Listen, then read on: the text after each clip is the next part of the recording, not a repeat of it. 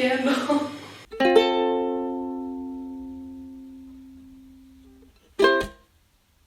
Hi, I'm Julia from many months later because I realized as I was looking over this footage that I never really introed. Actually, no, I did make an intro, but it looked like this. Maybe this will be interesting, I don't know. And it looked like that. But I put mine in the fridge because I was afraid they were going to go bad too quickly because it's really hot outside and it's hot in the apartment. I'll wash this one before I use it. So I'd never really explained what I was doing. This was actually the first video I ever tried to film. I'm cooking for a French culinary exam called the CAP Cuisine. If you don't know what that is, I made a whole video about it. You can look at it.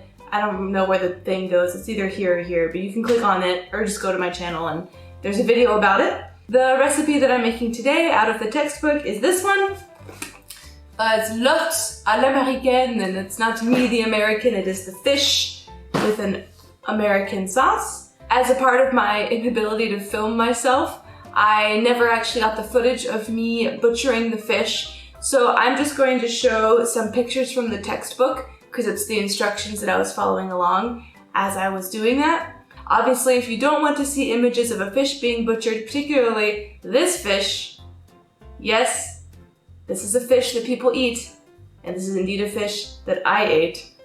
You can skip to, I don't know, this timestamp right here. And then you'll go straight to just me making a nice sauce. There won't even be any fish bones in this one. What a treat! Anyway, enjoy, because I sure didn't. Hold on to your butts, guys, it's nasty. Thankfully, when you buy this fish, you do not buy it with that big nasty head attached, but you do get this big meaty tail situation, which you do have to take the skin off yourself. You cut out the bone, which I guess is the spine, then you have to take this membrane stuff out of it and then cut all the gray and nasty bits off. And there you go. After that, I made the fumé de poisson. Here's some pictures. If you want to see actual video evidence that I've made one of these before, you can watch the Sol Rouennaise video because I made one there. That's also the exact same way that this fish gets cooked.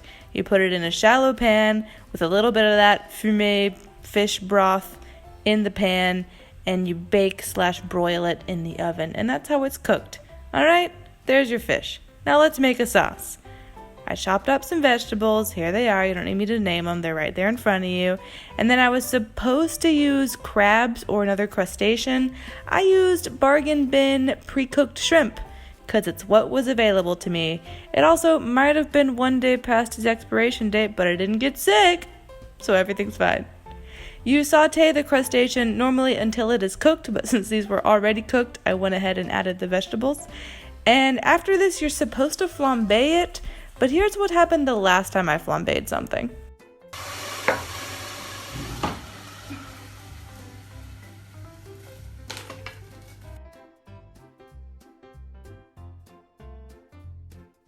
That's right, I burned my hair up last time I tried to flambe something, so this time I just let it cook out on its own.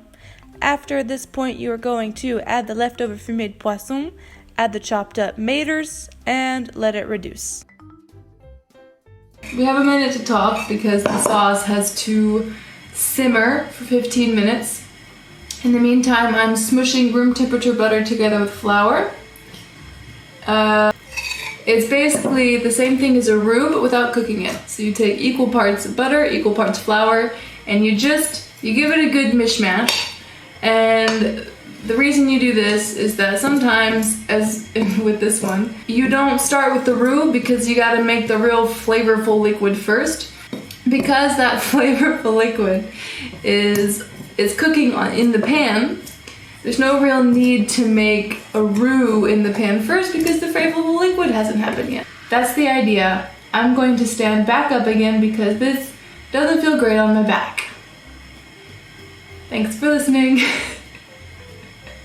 See you in a second. Alright, we're chugging along. We are straining out the sauce once it has been nicely reduced so that the chunks of shrimp and vegetables are not in the finished sauce.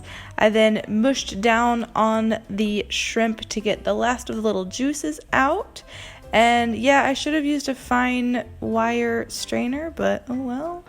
You pour it back into the pot, and then at this point you add your beurre manier. I don't know what you would call that in English. You give it a good whisk, and you let it thicken. Once it is thickened, it's time to prepare your fish. You're going to cut it into nice little medallion type shapes. And once they're in a nice medallion type shape, you will carefully, sensually pour that steaming sauce over the fish. Wow.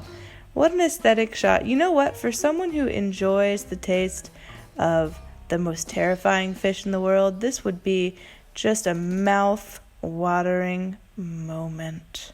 Imagine that. I'm done.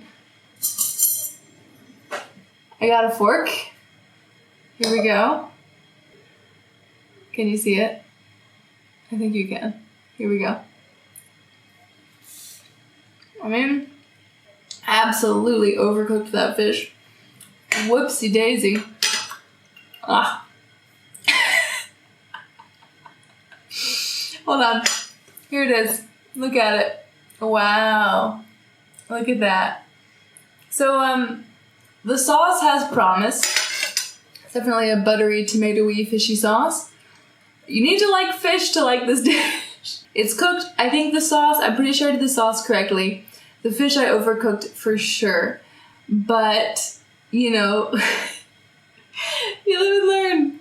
I hope this was entertaining for you. It's just to watch me struggle through a recipe. I'm not gonna retype and translate the instructions. If you want to know, just Google sauce américaine or, I don't know, American sauce and see what comes up. But I have a feeling if you Google in English American sauce, I don't really know what would come up. Guess you'll find out. Anyway, thanks for watching. I have no idea if I'm gonna make any more of these. Just making this one was very uncomfortable. Probably me repeating that it's very uncomfortable does not make you want to watch it. Anyway, have a great day. I have to go paint my apartment now. I'm gonna eat something to get the taste of just straight up fish out of my mouth.